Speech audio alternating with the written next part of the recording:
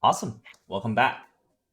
After the first part of that cheesy strategy we introduced for the fourth club boss, let me show you how to optimize the heck out of this guy, right? So, a few of the principles we mentioned last time continues, including that trying to put guys with unyielding, Mugen Rider, folks of that sort, and with suit gear on so they reflect damage and heal themselves without needing to spend additional damage. Like we did in prior videos, a My Mask and Beast King, they're just your best pals in fighting any sort of PvE boss content, right? And Sky King and Doctor Genius remains in this squad for the reasons we mentioned above. Sky King has that passive boost, and Doctor Genius allows us to survive more rounds. In this case, the only variation I would say in this lineup is Sonic versus someone else. Again, I think Drunken Style in Discord show you this lineup, which I also think is a very, very good lineup, and is the one I'm going to use today. However, if I'm doing this run on my own, and again, as you get higher BP, it is actually viable to put Child Emperor here. Still use Dr. Genius Core, but Child Emperor here. And you would have just any duelist here to fill the spot and to put Suda on him. So why is that, right? If you recalled watching my last video, even we put someone with unyielding in the front row, the boss has the last attack full roll the entire team, right? The entire team is gone. So basically saying that there was a chance that boss could have done a sort of a single basic attack on my back row, aka the guy in the middle. And if he survives, that basically means I'm getting the same kind of damage output as I would for that extra round, right? Because in this case, you're surviving the equal number of rounds, or at least the same number of characters are doing it. So what is the criteria for one to survive that, essentially, right? So because it's not worth it if the guy in the middle wouldn't be able to survive a base attack, essentially meaning you have one less guy in the same number of rounds to do damage. If all else equal, I would love to have Child Emperor here, and probably will, because beyond having the possibility of applying Shatter, which is the only reason Sonic was there in the first place, he could also give Berserk, right? So it's sort of a double whammy. He could also really boost the damage of Beast King and a My Mask on top of giving Shatter. Admittedly, it's not 100%, but I think we do have enough energy for him to do an ultimate every round essentially, so that it's like 50%, or in this case, his crit rate is like 20%. It's like more than likely we'll be able to remain the boss in Shatter status. So what is required if you want to put Child Emperor here? This is sort of what I collected so far, and let's make that a little bigger. So regarding this boss, right, his base attack does, on the low end, I think 350k as sort of a base damage. And on the high end, assuming there's critical hits, there's whatever special effects he has on, he can do up to 600k, right? In my case, Child Emperor can comfortably tank up until sort of, 350k with no gear on. If I put any gear on him, as you sort of, my best suit gear, for example, he could easily have over 450k, if not 500k of health. And unless the very unlikely case that the boss does 2 critical hits, he'll be able to survive that round, and thus is a better choice than Sonic. So that's actually what I'm gonna do when I'm doing the run on my own.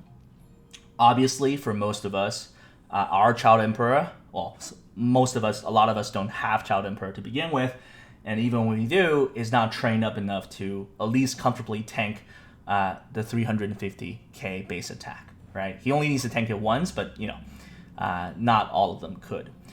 Some of the other stats I collected, including the ultimate attack damage, lands about 1.2 million on each character. So there's no way, as I mentioned earlier, that even my Carnage Kabuto, my tankiest guy in the team, can survive a round. On the other hand, as much as I try to attack before him, this guy must have like 400 plus speed, because even getting my Metal Knight, I trust me, I got it to as high as I could, to basically 400 range. The boss is still attacking first. So I don't know exactly what his speed is, but it's something that I couldn't comfortably or sort of consistently beat, so that my guys attack before the boss does. All that's to say, these guys will still get killed in the first round without having the chance to do anything unless they have unyielding, right? So if you do want to put Child Emperor here, and some point down the road, you just put a random duelist here and give some suit. But in this case, we're going to do sort of the basic technique, aka having Sonic in the middle and then Mugen Rider up top. I do want to talk a little bit about speed here because, in the spirit of really optimizing stuff, we would want Mugen Rider to give the Berserk, which you could actually give twice, to a Mind Mask, right? The reason being, if he does give to Beast King, even though he could have that sort of the effect, well, Beast King by himself, without using energy, couldn't really inflict injury, right? So, but I don't want to waste energies on him per se. At the same time, after he does an action, the Berserk is gone, right? But I would much rather for him to remain Berserk and do base attack. On the other hand, Maya Mask, or I guess most of a Maya Mask, can do a lot more damage with that 30% attack increase, which is Berserk. Because, again, as you recall, Maya Mask has what? 500% attack of sort of multiply, right? So any attack for him is going to be 1 plus 1 plus bigger than 2 kind of effect.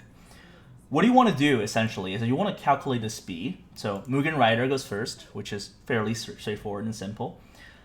Then what's important is you want Snonik to attack after him, but not after a Mind Mask, after he gets boosted, right? Because again, Mugen Rider's ultimate allows an ally to increase speed by 20%, right? Why don't we want that is because we will want to shatter to apply first for a Mind Mask to do more damage in that turn, which is the whole point of this strat.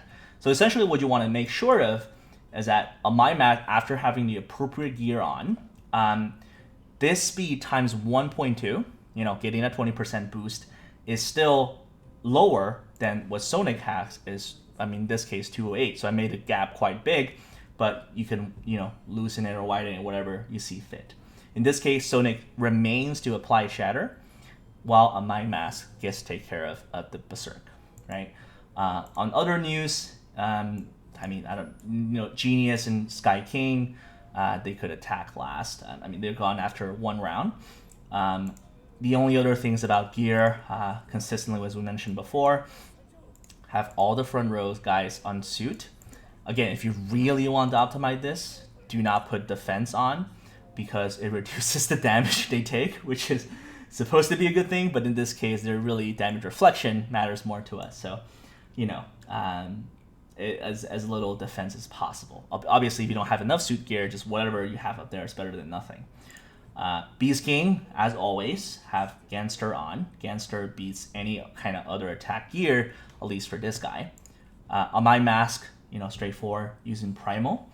I'll just do a few upgrades just to clear things up. Sonic, also ideally on suit, because we would need him to essentially give us energy back. All right, so let's see what we do this time. Excuse me.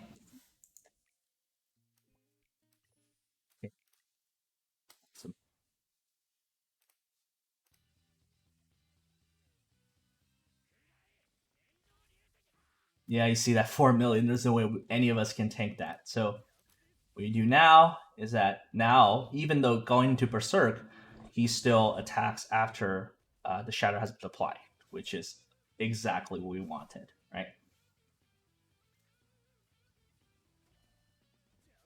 Again, as mentioned before, we want to alternate alts and base attack for Sonic, so that because Shadow lasts 2 rounds again.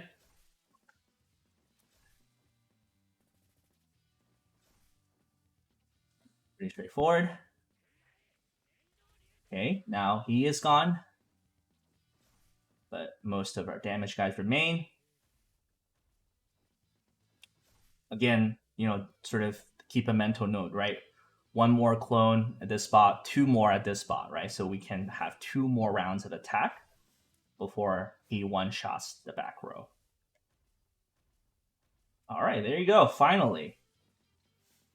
Give me a 5-hit.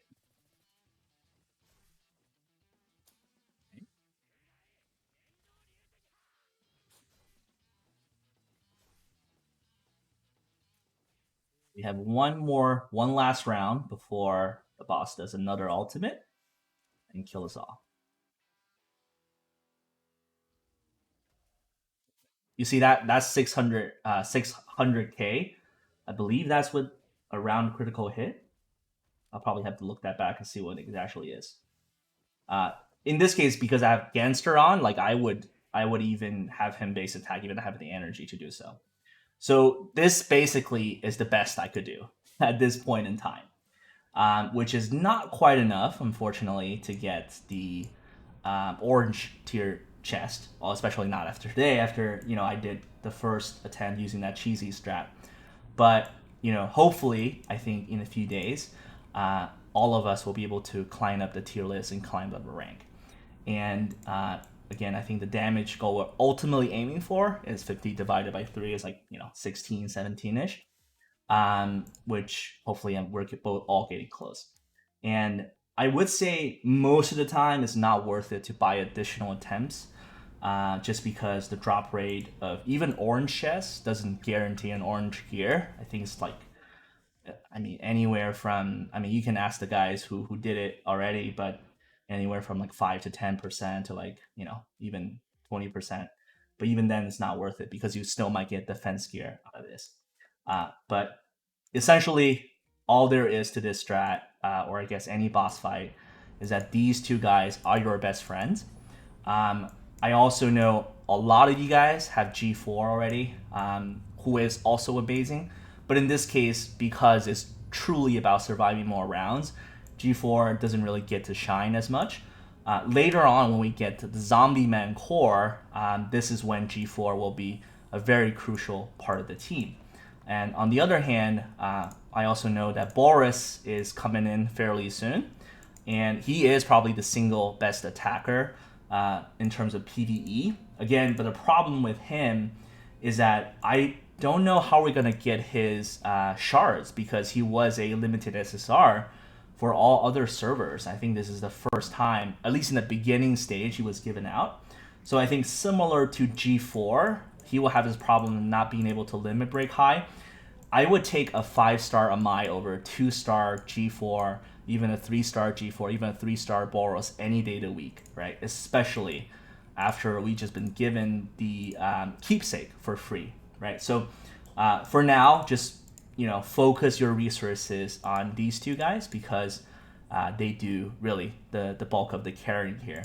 Put some resources into Sonic if you want, but I already have enough mouths to feed, so I'm not gonna do that. All right, that's basically it. Hope this is helpful, and as always, let me know if any questions. See you next time.